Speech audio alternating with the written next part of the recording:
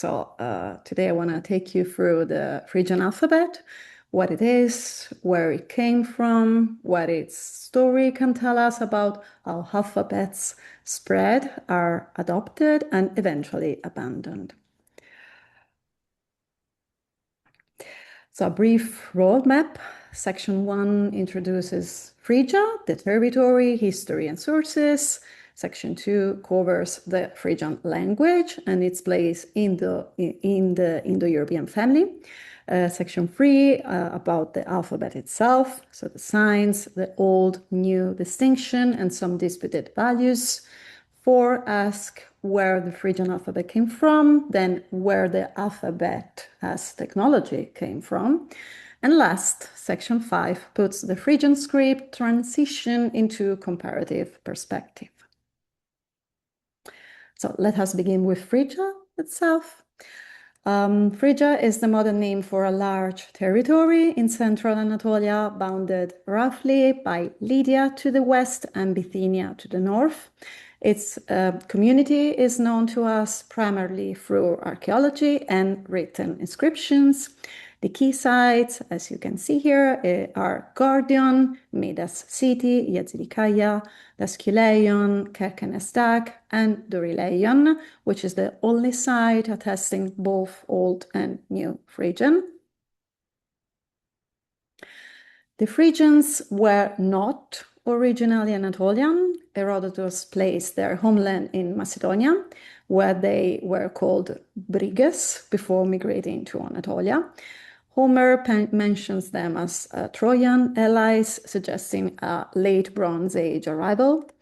And archaeological records support a gradual cultural transition around late Bronze Age. So by the 9th century, a centralized state is visible at Gordion. The one named ruler we have is Midas, Mita of Mushki in Assyrian records under Sargon II, which was initially an Assyrian opponent and then later an ally. The decisive turning points was first the Lydian conquest under Croesus, and then the Persian conquest following the sack of Sardis, with Phrygia divided into 2 satrapies. Our evidence falls into 3 categories. Inscriptions are our primary in general and for us today. Therefore, we're going to see them properly in a minute. But also literary sources, as you can see, give us the historical framework. And especially recently, archaeological projects, mainly ongoing in Gordion, are crucial for absolute dating for the inscriptions. So let's focus on the language now. So Phrygian is an Indo-European language, but belongs to neither the Anatolian branch nor to Greek. And this has historically made it fall between disciplinary chairs. So Anatolists basically ignore it because it is not Anatolian, and classicists ignore it in a way because it is not Greek. Its closest, so to say, relatives are Greek and Thracian. The hypothesis of a Proto-Greco-Phrygian goes back to Neumann, and it is supported by Obrador-Kurzak, finding that Phrygian and Greek share 34 of 36 key comparative features. For us, most significant for the alphabet story, both languages share the innovation of the letter Y to represent U. Said that there are important differences. Well, Phrygian does not show aspiration. Vowels quantity is a phonemic feature, but it's not distinguished in writing. And then you might ask, then, how do we know it was a phonemic feature? Well, from New Phrygian, which of course used Greek script, which did distinguish vowel length. And lastly, Phrygian shows consonantal shift, the so-called Lautverschiebung, for which you can see here some example, but I'm not going to bore you all now. So the Phrygian linguistic record is divided into three phases. Old Phrygian, which is written in the Phrygian alphabet, an indigenous epichoric alphabet, in all directionalities, so horizontal, vertical, dextroverse, sinisterverse, in a variety of materials. And here you can see the monumental Midas facade in a drawing, which I find it very clear and nice as well. After we distinguish another phase called Middle Phrygian, which is represented by a single inscription, the W11, from the Hellenistic period, published by Briggs and Shivas in 2002. You can see that it is already written in the Greek script, making it a transitional document, so to say. But of course, it's a single text, so scholars debate whether it may constitute a genuine third phase for Phrygian. Lastly, New Phrygian, which is entirely written in the Greek script and which content is remarkably homogeneous. Almost all texts are funerary curse formulae. The mother corpus is Obrador Kursak 2022. Now, let's turn to the alphabet itself. The Old Phrygian consists of 90-20 attested graphemes. The highlighted signs are those which still raised some troubles. Sign 8, the C-looking sign, is interpreted as an allograph for K by Obrador, while Shorgo and others by him quoted prefer to interpret it as a sibilant-like sign. The discussion runs across a bunch of inscriptions and especially the rendering in Phrygian of an Iranian personal name. So it's kind of specific, but two other peculiarities are, in my opinion, the orthographic reform, which led to the distinction of I and its glide from the 6th century, and the arrow sign, for which I quote Melcher's interpretation, which goes back to the hieroglyphic sign, Luwian hieroglyphic sign, Tsatsi. And I recall other Anatolian alphabets which have equal signs with similar values for it. That said, caveat is always to not consider alone the graphic shape of signs, especially this kind of signs, when there is no comparison in values. And this is striking, useful when dealing with such elementary signs, I mean, in shape. New Phrygian, we saw, is basically written in the Greek script with some peculiar features, such as the diphthongs used to mark long vowels, which we saw were not marked before in writing, and in fact show oscillations as well as for geminated occlusives. We might ask if this uncertainty in writing is due to the adaptation of a foreign script, Greek, to another language, Phrygian, and then we might guess that the Phrygian language was still alive among the community, was still spoken among the community, and then interfering with the dominant script. So let's look at Phrygian as a case of script transition. So the driver was for sure Hellenization, which established Greek as the dominant script across the entire region, and all Anatolian script ceased around this time. What is exceptional about Phrygian, though, is that it survived long enough as a spoken language to resurface in writing, but in Greek script. we saw that New Phrygian corpus is almost entirely composed of funerary curse formulae. Then we can agree with Milena and Alfonso that New Phrygian consists of a highly formulaic ritual language, which is maintained in the community, but it's written in another script, back then the dominant one. A clear and close parallel is, I guess, the Hittite Luwian magical text, where Luwian was kept even if written in cuneiform. So in this view, New Phrygian is not simply a passive adoption of a new script, but rather the preservation of the language in a specific ritually charged domain. So now let's see where the Phrygian alphabet came from.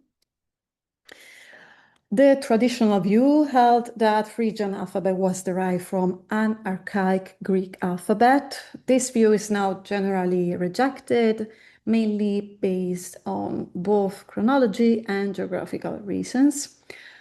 The current consensus holds that both Greek and Phrygian derive independently from a West Semitic abjad, Phoenician or Aramean, adapted in a contact zone in southeastern Anatolia, probably Cilicia.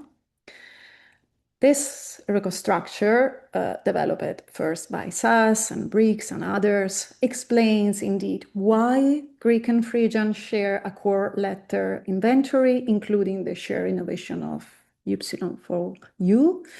Of course, the seniority question, if we want to make it a question, so which came first, Greek or Phrygian, remains formally unresolved.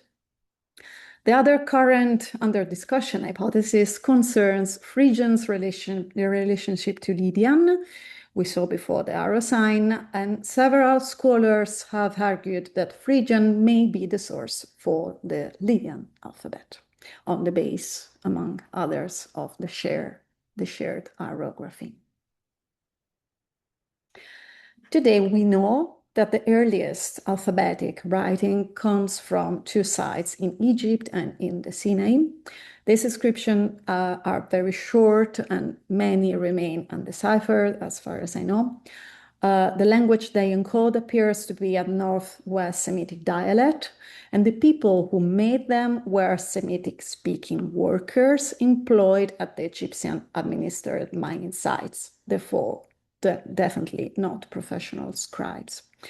And yet, it appears that they create the alphabet, or still, it's our earliest attestation of it. The question, which has occupied scholars for over a century, and I bet it will keep, is how? The answer turns on what is called the acrophonic principle, which we know to be at work in cuneiform and hieroglyphic as well before. What did acrophony? It severes the sign from its pictorial referent entirely, making it arbitrary, so a pure phonological placeholder. Then the transmission chain may run roughly as you can see here. So from Egyptian hieroglyphs, which provided the raw material, with Semitic speaking workers, ideally as far as we know today, at Serabit al-Kadim repurposed acrophonically and resulting abjad passes into the Phoenician and Aramaic traditions of the first millennium. The step to other traditions happens somewhere in the 9th to 8th century, likely in a contact zone in the southeastern Anatolia, again, probably Cilicia, where Semitic-speaking traders, Greek and Phrygian speakers were in close proximity. So this is so far as the reconstruction of the received history of the transmission chain from hieroglyphs to Proto-Sinaitic and eventually alphabets.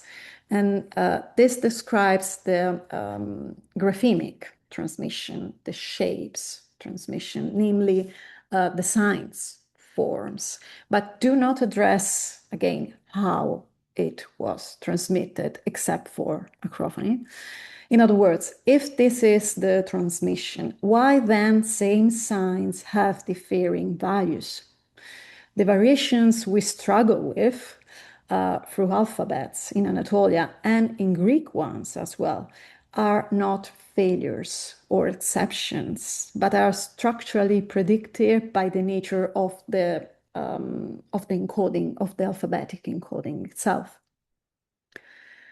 And to account for this transformation, I want to distinguish two levels. As we saw, the graphemic one, which concerns the visual level, then how sign forms change, either driven by physical properties of the medium and the tools. Signs lost the pictorial details and their motivation ultimately. And then the graphematic transformation, which concerns the linguistic encoding level, how the system, how the community decides what to represent and how. In other words, which sounds are the same, which difference matters so much to have distinct graphemes. At the origin and development of alphabets is therefore a cognitive history. It tracks how different communities extended, adapted, and stabilized at the end a system of phonological analysis that was never fully determined by the inherited signs because they came from other languages. Orthographic variations, spelling inconsistencies, directionality shifts are evidence for the actively mapping an inherited inventory of signs onto a new phonological space. Think of language as a river, as a stream of sounds which needed to be segmented in writing. And here is what I consider one of the most clear proof of a shared Northwest Semitic origin for the alphabets. By 1014 at Ugarit, we already have two distinct sequences in which Semitic letters were arranged. The first is the ABC order. Aleph, Beth, Gimel, Daleth, the ancestor of Phoenician, Aramaic, Hebrew, and their descendants. The second is the Alaham order, the ancestor of the South Arabian and Ethiopic traditions. Both are attested there on separate tablets, and they represent two independent lines of transmission that diverge at or very close to the origin of our alphabetic writings. Now we can see which order in the Greek and Anatolian transition follow. The answer is kind of yes, we can, thanks to the abecedaria that we have found, which are concrete pedagogical objects with fixed sequence to be memorized and recited. Modern parallels also confirm the universality of this pattern of fixed sequence for oral recitation, which help the spread of graphic system encoding sounds, such as alphabets. Unfortunately, no abecedarium has been found so far in Anatolia. Therefore, what might connect the dots is the notable similarities in the first signs among all Anatolian alphabets, and here you can see highlighted. So on this basis, from the shared ABC order sequence, we may obtain a single Northwest Semitic source for every alphabet that appear to follow this order.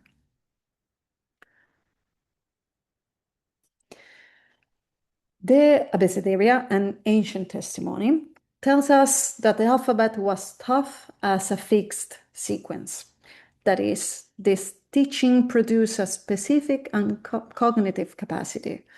And modern experiments give us a direct evidence of what that capacity is and how uniquely alphabetic it is and how unnatural it is. For instance, the study here quoted compared two groups of adult Chinese matched for education. One had learned Pinyin, so the alphabetic romanization, in school. The other had never learned any alphabetic writing. Both groups were literate in Chinese characters.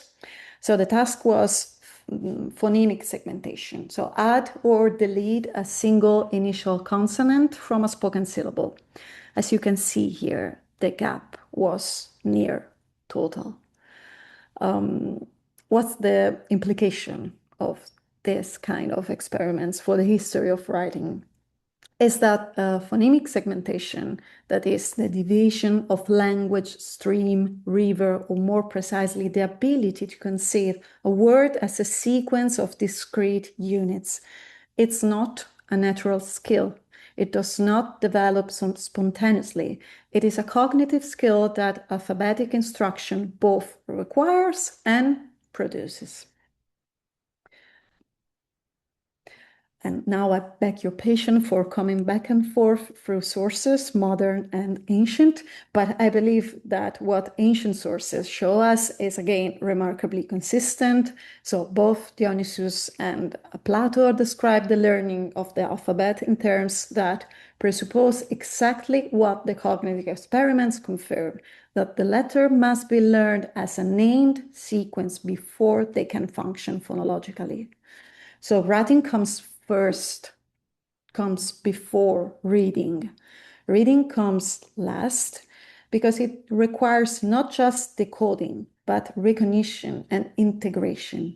And as a footnote, I dare to say that this might be the reason why many ancient, even monumental inscriptions were not meant to be actually read, at least not aloud. And a latere, literally, a consideration that such revolution could originate outside an institution, as the evidence from Serabit Academe shows, but to become a reliable, consistent, widely transmitted orthographic system, it needed a school, an institution, a curriculum, and behind both of those, a political decision. Again, the clearest evidence for this comes from UKRI. So let me draw the threads together, hopefully on time. So first, the Phrygian and Western and Anatolian alphabets share a single Northwest Semitic origin, adapted in early Iron Age, likely in Cilicia or in a contact zone. We can demonstrate this not only from shared letter forms, but from something more compelling, the shared ABC order sequence. The abjad sequence, Aleph, Bet, Gimel, Aleph, is a purely conventional mnemonic tradition. There is no phonological, graphical, or cognitive reason why Greek and Phrygian should share it with Phoenician unless they learned their alphabets from within the same tradition. Second, after that single origin, each script underwent two levels of transformation. Graphemic, how sign forms change under material pressures, and graphematic transformation, how each community renegotiated the mapping between inherited signs and its own phonological space, deciding which sounds were the same, which differences demanded distinct graphemes, how to represent what the source script had never encoded, vowels. So inconsistencies are not deficiencies.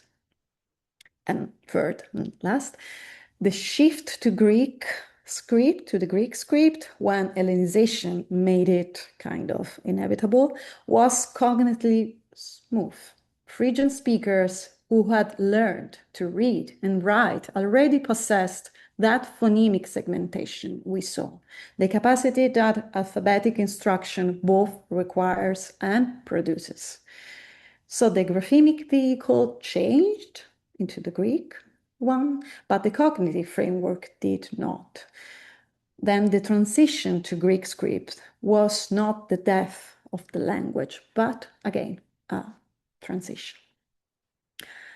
So before I open the floor to others for questions, I want to say something a little beyond the usual acknowledgements.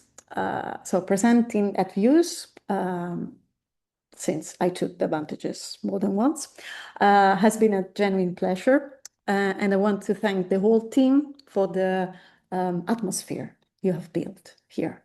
Because there is something that feels both rigorous and genuinely human, an exchange where you feel that questions people ask come from real curiosity rather than competition. And where also disagreement, when it comes, as it should, it's a gift rather than a challenge. So this is rarer, maybe, than it should be. And I think it's worth naming it. So thank you.